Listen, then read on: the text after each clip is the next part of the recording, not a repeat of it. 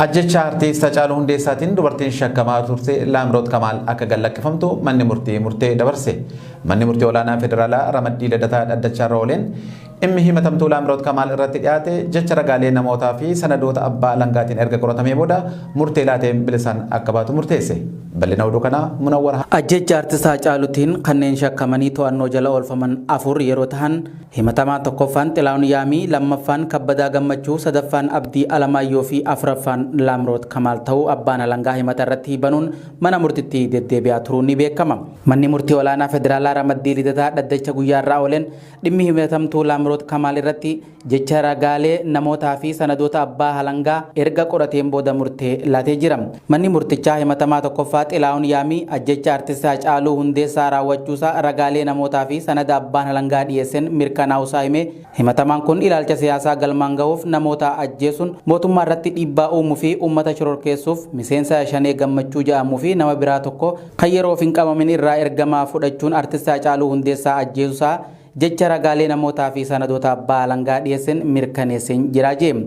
Dabaluunis himatamaan kun erga to'annoo jala ooleen booda akkaataa yakki itti raawwate suuraa fi viidiyoo waraabameen agarsiisuu himee jira jedha.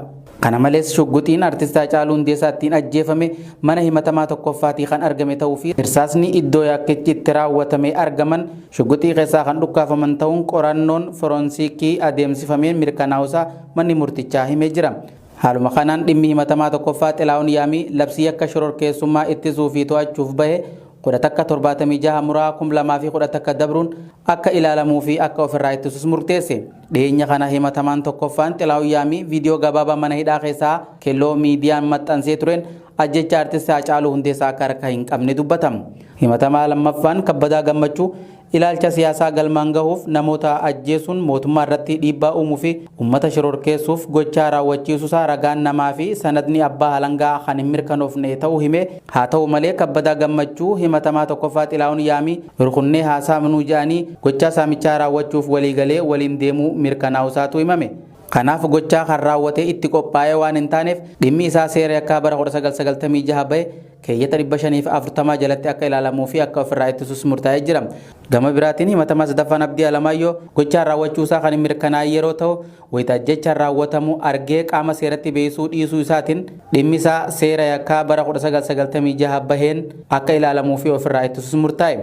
Gama biraatiin himatamtuu afuraffaa tan taatee fi ajjecha artiist Hacaaluu Hundeessaa akka raawwatamu haala mijjeessuun kan himatamte Laamroot Kamaal gahee haala mijjeessuu bahachuu ishee kan agarsiisu ragaalee namootas ta'ee sanada akka hin dhiyaanne manni murtichaa hime.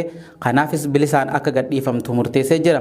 Laamroot Kamaal wayita artiist Hacaaluu Hundeessaa ajjeefamu konkolaaticha keessa turuun kan himamaa ture. Cinaachi artiist Hacaaluu gara mirgaa isheen jirtuun akka dhahame ajjecha kanaaf akka ishiin shakkamtu taasisee jira kanneen jedhanis hedduudha. Murtii manni murtii Lidataa dhimma Laamroot Kamaal ilaalchisee dabarsee irratti qeeqni jabaanis dhiyaate.